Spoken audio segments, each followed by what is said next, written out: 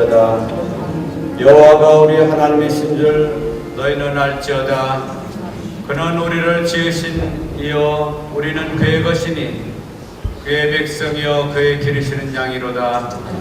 감사함으로 그의 문에 들어가며 찬송함으로 그의 궁정에 들어가 그에게 감사하며 그의 이름을 송축할지어다. 여호와는 선하시니 그의 인자하심이 영원하고 그의 성실하심이 대대에 이르리로다.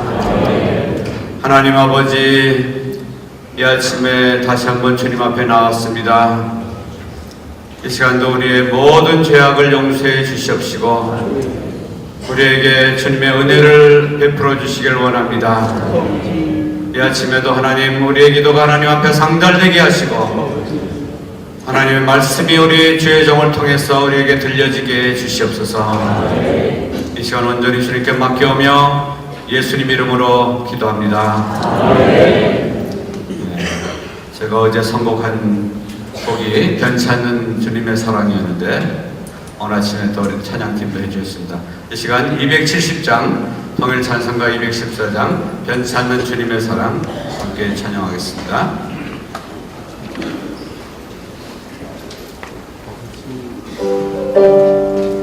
우리 뜻을 생각하시면서 한번 부르시겠습니다. 변치 않는 주님의 사랑 거룩한 오늘의 공로를 우리가 전하를 합시다.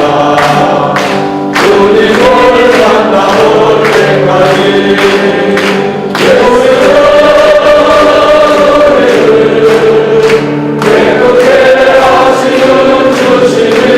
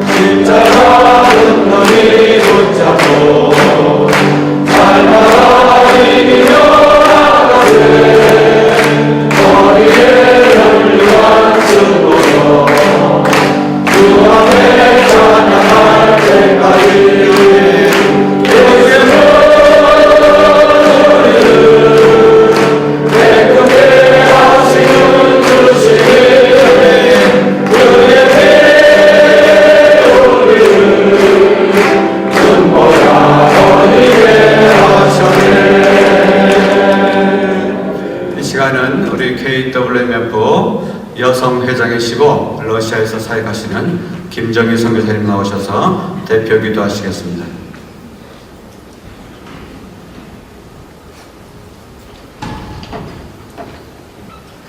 전능하신 하나님 감사를 드립니다. 이 땅에 여인의 후손으로 태어나시고 모든 질고와 멸시와 천대를 받으시어 저희 모든 인간들의 죄를 용서하시고 부활하신 주님을 찬양합니다. 그 중에서도 죄 많은 저희들을 불러 천국 대사로 불러주시어 세계 열방을 향하여 내어놓으시고 주의 말씀을 따라 살며 생명을 전하라고 보내셨지만 저희들 탈진되어 연약해져 있습니다. 주님, 저희들을 불쌍히 여기시고 이 시간 용서하여 주시옵소서.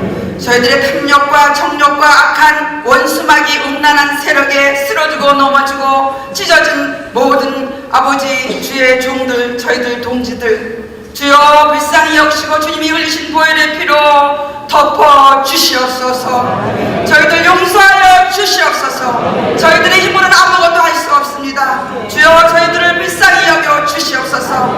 깨끗하고 정결한 마음이 되어 새 말씀을 받기를 원합니다.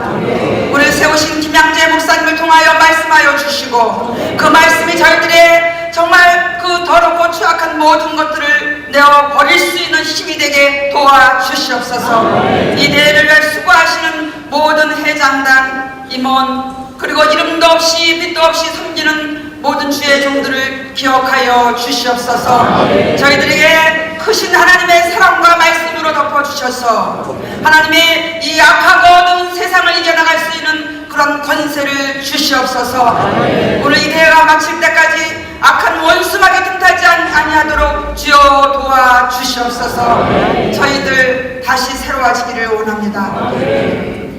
저희들 다시 한번 주님의 보혈의 그 피로 셈을 받아 그 처음 받았던 그 사명감으로 다시 한번 힘차게 나갈 수 있도록 축복하여 주시옵소서. 이 예배가 마칠 때까지 하나님 영광 홀로 받아 주시옵소서. 거룩하신 예수님 이름 받들어 기도 올려옵나이다. 아멘.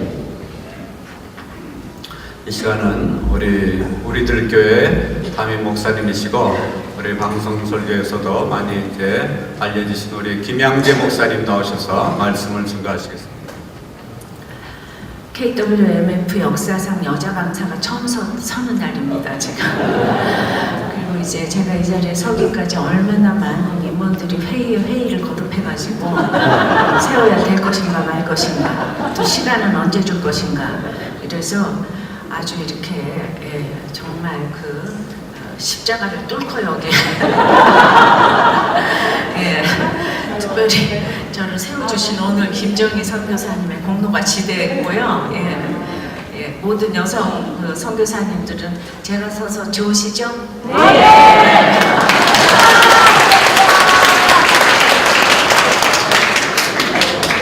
저는 우리 언니가 이제 이렇게 그 열대지방에서 이렇게 선교사를 26년간 하고 재작년에 이제 은퇴 예배를 드리고 하나님이 선물로 치매를 주셨어요. 그래서 이제 요양원에 있는데 올해 제가 우리들 교회 목욕탕 세미나를 하는데 거기 잠깐 아파서 교회를 들렸는데 그 시간에 찬양을 한 곡 하고 갔어요. 그야말로 빈민가에서 평생 선교하다가 부른 그 찬양은 정말 저의 모든 설교를 압도하는 천상의 진짜 찬양이었어요. 저희 언니도 평신도로 그렇게 선교를 하려고 한 게 아니라 이렇게 이제 거기 그 공군 기지촌에서 계속 기지촌의 힘든 사람들을 계속 그 아픈 마음을 가지고 전도를 했는데 거기에 이렇게 목사님께서 누군데 저렇게 전도를 하는가. 그래서 날마다 이제 그 못 배우고 힘든 사람들 계속 전도하니까, 그리고 열매가 있으니까 자꾸 우리 언니를 핍박해가지고 도대체 뭐 하는 여잔가. 그래서 언니가 그 졸업증명서하고 이거를 띄워달라고 묻지 못한 일이 있었습니다. 저희 언니는 이화여고와 서울대학원을 나와서 한인 선교를 한 게 아니고 원주민 선교를 했는데 그 평신도 선교를 할 때 그 불쌍한 사람을 이렇게 도우면 그렇게 의심을 받고 졸업증명서를 가지고 오라고 하는구나 하는. 그래서 그렇게 해서 선교를 하는데도 불구하고 또 이제 그 13년 전서부터는 이렇게 남편이 정신병으로 아파가지고 13년을 이렇게 가까운데 한국에 한 번도 못 돌았어요. 남편 밥 해주고 빨래 해주느라고. 그런데 하나님은 또 끝나고 나서 이렇게 멋지게 정말 거기에서는 은퇴 예배를 한 선교사가 처음이라고 하는데 은퇴를 하고 이렇게 또 치매를 선물로 주셨어요. 우리가 4대째 모태신앙인데 정말 우리 집은 되는 게 없어요. 그래서 저는 그 선교사를 해도 열매도 하나도 없고, 그리고 이제 본인이 그렇게 얘기를 했어요. 아무리 자기가 도와줘도 같이 될 수 없는, 자기는 항상 도와주는 사람이고 이렇게 선교제 사람들은 도움받는 사람이고 하나가 안 된다고. 그래서 거기서 자기는 이제 뼈를 묻겠다고, 그렇게 뼈를 묻겠다고 했는데 치매가 걸려 살 수 없이 한국에 올 수밖에 없었어. 그런데 전혀 후회하지 않고 저희 언니 인생을 보면, 저희 엄마는 화장실 청소하다가 무시를 받았고, 저희 언니는 빈민가 선교를 하다 무시를 받았는데, 우리 4대째 만에 이렇게 이제 사역자가 정말 그 흔한 목사 하나가 없고 아들 하나가 없고, 그래서 어쩌면 그렇게 평양에 선교사가 들어와서 처음 믿었는데 교회까지 세웠는데 우리 집은 그 흔한 아들도 하나 안 주고, 그때는 이제 저주받았다고 하는 아들이 없어서, 그래서 그랬는데도 이렇게 연결고리 해주는 조상들이 있었기 때문에 되는 일이 없어도 이렇게 해줬기 때문에, 그리고 제가 선교를 해도 보니까 열매가 하나도 없는데 그렇게 지키고 있는 사람 때문에, 그리고 거기서 죽겠다고 하는 언니를 보면서 이번에 이렇게 목욕탕 세미나 온 목사님들을 보고 그랬어요.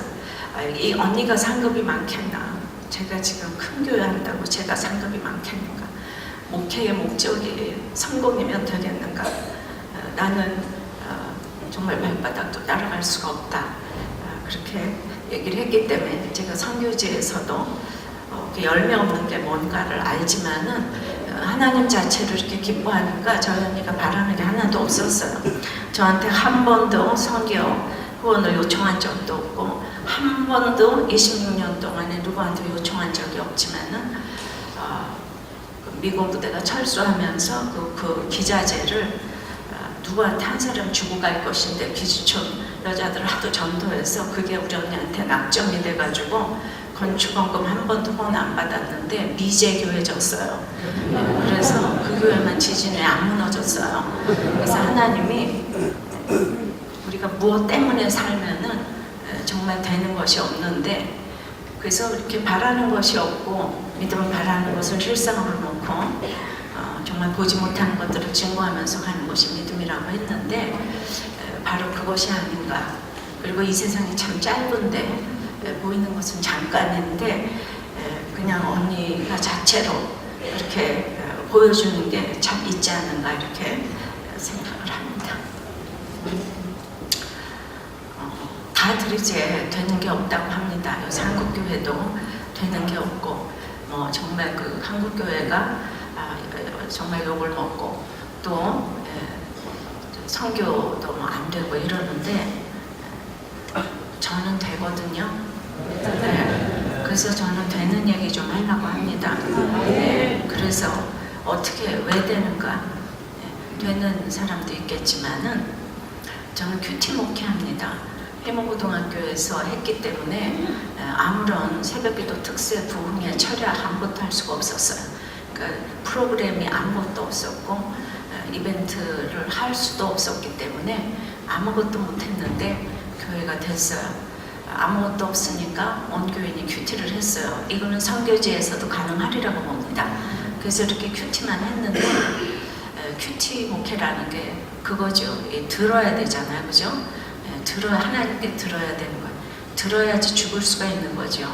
죽어야지. 우리도 교회가 오픈 공동체라고 하는데 내가 죽지 않으면 오픈할 수가 없는 거죠. 그래서 예수님도 하나님께 날마다 들었기 때문에 그 사역을 할 수가 있었고, 또 그 사역을 하기 때문에 모든 사람들의 그 속마른 자, 귀신 들린 자의 그 오픈을 얻어냈기 때문에 성경에 그렇게 써져 있다고 생각이 되어집니다. 그래서 들음과 이렇게 이제 죽음과, 하나님도 우리를 위해서 어떤 부분이 죽어지지 않으시면 우리를 살리실 수가 없었어요. 그래서 그 부분이 예수 그리스도 십자가 사건이라고 생각하고 그랬기 때문에 모든 사람들이 예수가 구세주다고 이렇게 고백할 수 있었다고 생각합니다. 그래서 들음과 죽음과 이 고백의 영성으로 예, 우리도 교회가 그렇게 오픈하고도 스캔들이 안 생기냐, 가십이 안 생기냐. 예, 그렇죠. 내 죄가 이 고난보다 내 고난이 죄보다 약하다고 생각하기 때문에, 그리고 이제 확실히 말씀을 통해서 내가 죽었기 때문에, 하나님께 들어서 죽었기 때문에 그 고백하고 그렇게 이제 여기까지 왔습니다. 어떻게 그 많은 고백을 하고 이렇게 교회가 올 수가 있느냐, 그건 저도 모르겠습니다. 그 4대째 만에 그렇게 이제 조상의 기도가 있었고 된 일이 없는 것 같은 건 가운데서도 예수가 누군지를 보여준 삶이 있었기 때문에 이렇게 제가 가는데, 하나님은 이렇게 4대째 만에 한국교회가 무시하는, 남자는 겉으로 무시하고 여자는 속으로 무시하는 여자가 이렇게 강남 한복판에서 또 판교 한복판에서 교회를 할 수 있는 것은 제가 신대원 3년 공부했기 때문이 아니라고 생각이 되어집니다. 그렇기 때문에 이렇게 큐티는 누구나 할 수 있지 않아요? 선교지에서도 할 수 있지 않아요? 아무것도 없어요. 진짜 프로그램이 없어요. 제 신대원 가기 전에 개혁 한글 성경 그거 하나 가지고 큐티했어요. 그리고 이제 제가 문박 취직을 못하는 이제 그 시집살이의 고됨과 이런 그것 때문에 끝없이 많이 힘들었던 삶을 살았지만은, 그래서 성경을 은혜 받으려고 읽지 않고 저는 죽지 않고 살으려고 읽었어요. 예, 그래서 너무나 암초가 없어지지 않고 있지만 진리의 성령님이 그 암초를 넘어가게 했기 때문에 그게 너무 기뻐서, 그래서 이제 들음과 이렇게 이제 제가 그 어떤 한 부분이 진짜 날마다 누군가를 살리기 위해서는 내가 어떤 한 부분이 죽어지지 않으면 누구도 살릴 수 없다는 것을 계속해서 깨닫고 이제 여기까지 왔습니다. 그래서 여러분들은 또 특별히 이렇게 여자들은 저를 또 많이 아느라 또 여기까지 와서도 저를 모르는 사람들이 또 많이 있더라고요. 예, 특별히 모르는 걸 굉장히 여기 특별히 원장님께서 저를 너무나 몰라서 강사 이렇게 선정하는데 무지 반대를 하셨다고, 내 이름을 들어본 일이 없다고 그렇게 얘기를 하셔서, 당연하죠. 제가 목회한 지가 지금 이제 12년 됐거든요. 그러니까 선교지에서 어떻게 저를 아시겠습니까? 그렇다고 제가 여성 목회를 찬성하는 사람은 아닙니다. 제가 사사기 4장을 읽다가 드보라를 하나님이 한 시대에 쓰셨지만은 히브리서에 믿음장에 올라간 사람은 드보라가 아니고 드보라를 도와줬던 바락이 올라갔더라고요. 그래서 전 제 주제를 잘 알아요. 그러니까 그때나 이때나 사도 바울이 헬라인이나 야만인이나 남자나 여자나 이제 차별하지 않았다. 그러니까 차별하지 않았다는 그 종류 중에 남자 여자가 들어가더라고요. 바울도 인정하는 거예요, 남녀 차별을. 그래서 드보라를 바락에 세워줬기 때문에, 드보라를 세워주지 않았으면 도저히 할 수가 없었기 때문에 세상에 드보라가 올라가지 않냐고 바락이 올라갔더라고요. 그래서 시기마다 저를 세워준 사람은 다 천국에 갈 것이고, 저는 그냥 천국에 변속까지라도 가기만 하면 감사하고, 그리고 이제 그 이후에 여성사사가 안 나왔어요. 저도 이 시대에 잠깐 왔다 가는 어떤 시대적으로 쓰이는 역할일 뿐이지, 제가 여성 사역을 찬성하고 이러는 사람은 아니에요. 그러나 남녀 차별을 말하는 거, 우리가 차별을 말하는 건 아니에요. 내가 역할에 순종할 때 여자 위에 남자가 있고 남자 위에 그리스도가 있다는 거, 이 역할을 계속 주장하고 거기에 순종하고 왔더니 하나님은 저를 목사가 되게 하시고 부흥케 하셨어요. 그래서 항상 관계와 질서에 복종하고 성경대로 질서에 순종하고 갈 때 하나님은 저 곳에 목사하게 생겼나? 저는 여자 중에서도 여자예요. 네. 그런데 그거를 굉장히 주장하고 왔는데도 정말 죽어라고 시어머니한테 순종하고 남편한테 순종하고 그 얘기밖에 한 게 없는데 하나님은 저를 이렇게 세우셨습니다. 우리 여성 모든 사역자들도 피의식에서 벗어나시고 그 역할이 있어서 쓰면 쓸 것이고, 그렇게 똑같이 해도 저 언니도 학벌이 좋지만은 저렇게 열매가 하나도 없는 그렇게 이제 선교사처럼 보이지만 천국에 가서 누가 상이 많을지는 이제 두고 봐야 합니다. 우리는 나도 속고 남도 속는 그런 믿음에 속지 마시고 하나님이 속지 않으시는 그 인생을 살아야 할 줄 믿습니다. 그래서 저는 저를 이렇게 데뷔시켜 주는 것은 제가 그렇게 에스겔 간증을 1장부터 48장까지 했어요. 그 평신도 때 신학도 하나도 안 했는데 죽을 것 같으니까 이 에스겔 말씀을 영어 성경도 안 보고 히브리어도 안 보고 개역 한글 가지고만 했는데도 제가 에스겔 가지고 죽었을 때마다 이렇게 살아난 이 얘기를 듣고 옥한 목사님이 집사 시절에 칼 세미나에 세워주시고 그래서 이제 그랬던 거기 때문에 여러분 저를 잘 모르시잖아요. 그래서 제가 오늘 이 짧은 시간에 시간은 없지만 그래도 저는 오늘 에스겔 말씀을 좀 해야 되겠다고 생각합니다. 저를 모르시는 분들을 위해서 할 수 없이 제가 제 소개를 하자면 12년 만에 출석 정도가 10,000명이 훨씬 넘었습니다. 그리고 특별히 청년부가 2,000명이 넘었습니다. 그러니까 존경하시기 바래요.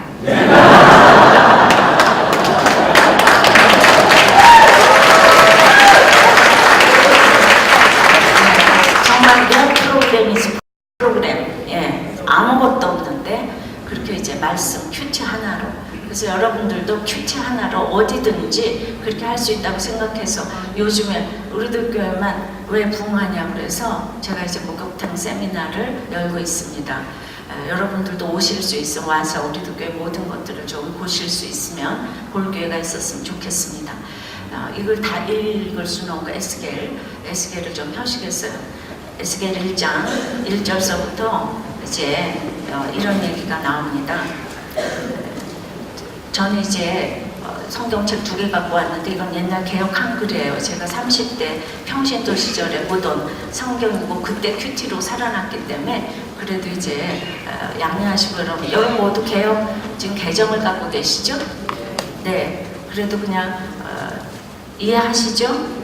제 30년 4월 5일에 내가 그발강가 사로잡힌 자 중에 있더니 하늘이 열리며 하나님의 이상을 내게 보이시니 여호야긴 왕의 사로잡힌 지 5년 그달 5일이라 갈대아 땅 그발강가에서 여호와의 말씀이 부시 아들 제사장 에스겔에게 특별히 임하고 여호와의 권능이 내 위에 있으니라. 에스겔 선지자처럼 문자적으로도 이 에스겔이 걸어갔던 길이 저하고 이렇게 맞아서 그때 어떻게 저한테 에스겔 그렇게 저는 그때는 매일 성경 가지고 큐티를 했고 지금은 제가 큐티 선교의 대표로 큐티인과 이 모든 것들을 이제 발간해내고 있습니다. 그때 제가 본문이 에스겔이었어요. 에스겔 30살에 그발강가 사로잡힌 자 중에 있더니 그러니까 저도 제 나이 30살에 세계 최고의 강대국 그발강가 저도 최고의 장로님 권사님들 부잣집 이름만 대면 알만한 이런 기업가 집안의 의사들 정말 제가 원하던 그발강가에 시집을 갔는데 보니까 노예처럼 사로잡힌 자 중에 있네요. 사로잡혔어요. 그래서 사로잡혔더니 하늘이 열렸어요. 하나님의 이상을 보이셨어요. 여호야긴에 사로잡힌 지 5년이라는 것처럼 저는 피아노를 전공했습니다. 서울대학에서. 여기서 제가 저의 피아노의 능력이 사로잡힌 지 5년 만에 왜냐하면 우리 시어머니가 저를 혹독하게 시집살이를 시켜서 피아노도 못 치게 하고 나가지도 못하게 하고 신문도 못 보게 하고 뭐 그냥 여자는 오직 그냥 그 육체노동 외에는 아무것도 허락하는 것이 없어서 근데 저는 서울대학만 나왔을 뿐 아니라 또 서울예고 강사까지 한 굉장한 또 능력 있는 여성이에요. 근데 이런 여자를 데려다 놓고 걸레질만 하라고 그러시니까 걸레질의 리더십입니다. 걸레질도 막 그냥 아씨걸레, 젖은걸레, 마른걸레, 기른걸레, 요내는 걸레 이런 식으로 방바닥걸레, 창문걸레 그래서 그 걸레질 못한다고 모두 학창시절에 너무나 칭찬받았던 저는 계속해서 이제 노예처럼 사로잡혀서 이제 걸레질 못하고 또 가난한 집 따구리 집이 망해서 이제 시집을 갔기 때문에 그런데 3절에 갈대아 땅 그발강가에서 그곳에서 여호와의 말씀이 부시의 아들 제사장 에스겔에게 특별히 임했습니다. 그 갈대아 땅 그발강가에서 그렇게 원하던 인류 그렇게 거기 가면 뭐가 있을 것처럼 서울대학을 나오고 부잣집에 시집가면 모든 것이 고생 끝 행복 시작인 줄 알았는데 그 갈대한 땅 그 발강가에서 내가 가난한 것도 나에게는 고난이 안 되고 공부도 고난이 안 됐습니다. 그래서 여자의 한계 상황인 이 남편 고난과 이 자식 고난으로 저에게 말씀이 특별히 임했습니다. 시집 고난, 남편 고난, 자녀 고난이 또 어렸을 때는 저 친정 고난. 어저께 목사님이 저보고 이 고난 속에서 나온 사람 같다. 어떻게 이렇게 잘 보셨는지 몰라요. 제 얼굴이 고난같이 안 생겼잖아요. 저는 정말 고난의 아이콘입니다.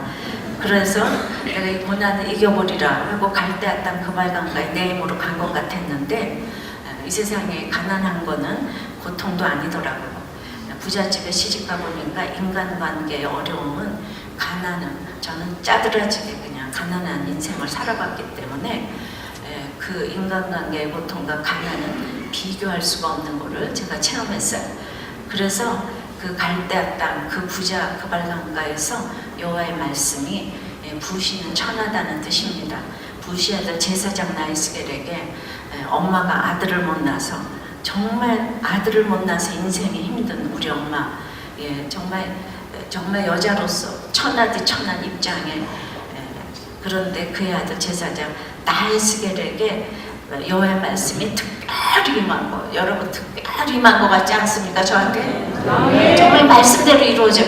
특별히 임하고 여호와의 권능이 내 위에 있으니라. 그러니까 이 고난 가운데 말씀이 있으니까 권능이 제 위에 임하게 되더라고요. 진짜 날마다 큐티를 하면서 그 말씀을 내 말로 받아들이니까 권능이 있게 되더라고요. 그래서 이제 주님을 만났어요. 제가 시집살이 5년 만에 제가 부흥회를 간 것도 아니고 그냥 죽지도 않고 이혼도 안 하고 맨날 이혼할 생각하고 날마다 자살할 생각하고 자살 기도도 했지만은 그 장로님 댁에 그렇게 사각지대가 있는 거예요. 일어날 힘 전혀 없는 사람이 얼굴 멀쩡하게 뜨고 교회 다니면서 그 우리 시댁이 유명한 시댁교회인데 제가 이렇게 자살하고 싶어하고 이혼하고 싶어 하는지 아무도 모르고 제가 지금은 좀 유명해졌잖아요. 그런데도 불구하고 저를 아무도 못 알아보는 거 어떻게 생각하세요? 정말 저는 불가촉 천민이었어요. 난리트였어요. 저는 접선하면 안 돼요. 그래서 그렇게 장로님 댁에서 무서운 시집살이를 했습니다. 그러니까 전 인생이 해석이 안 됐어요. 너무 착하게 살았는데 그런데 그렇게 죽을 것 같다가 정말 제가 죽었어요.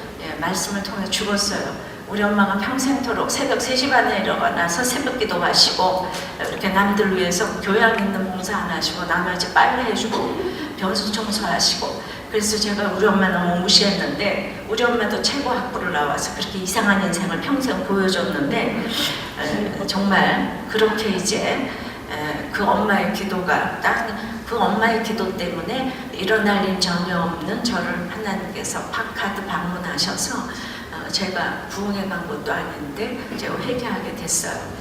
정말 그 얘기는 너무 길고요. 여호와의 권능이 저한테 임했습니다. 1장에 하나님의 영광이 너무나 영광이 임했지만은 2장에 보니까 하나님께서 저에게 주신 명령은 너를 이 백성에게 보내는데 이 말을 아무도 안 들을 거다 이렇게 얘기하세요. 너는 전갈과 가시와 찔레에 처할 것이다. 그리고 이제 내가 한 손이 나를 향하여 펴졌는데 애가와 애국과 재앙의 말이 기록되었대요. 그래서 이제 그 성경을 읽으라고 이 백성이 네 말을 하나도 안 들을 건데 성경은 안 믿는 자 입장에서 보면 애가와 애국과 재앙의 글입니다. 이 십자가의 글이잖아요, 그죠? 근데 이거를 3장에 보니까 씹어 먹으면 달기가 꿀송이 같다고 그래요. 그래서 저는 씹어 먹는 거 이거를 큐티라고 말하고 싶어요. 성경 공부도 가본 적이 없어요, 지금까지. 왜냐하면 나는 문방 출입을 못했으니까. 전 13년 동안 문방 출입을 못했습니다. 이 최고 학력을 가진 화려했던 제가 문방 출입을 못하고 13년을 살았어요. 이게 선교지나 다름없지 뭡니까, 그죠? 네. 그런데 선교지는데도 사람들하고 얘기하잖아요, 그죠? 근데 저는 우리 시어머니가 무학자세요. 그리고 일하는 사람이 둘씩 있었는데 3명이 무학자세요. 3명의 무학자와 한 무학력자가 날마다 모여서 멸치집에 꽁다리 따는 얘기 때문에 온 세상이 떠나갈 것처럼 야단을 맞고 저는 말할 사람이 하나도 없어서 멸치 따면서 멸치 눈을 쳐다보면서 멸치야 넌 어디서 왔니? 이러면서 왜냐하면 1년 365일 저 외출할 수가 없었고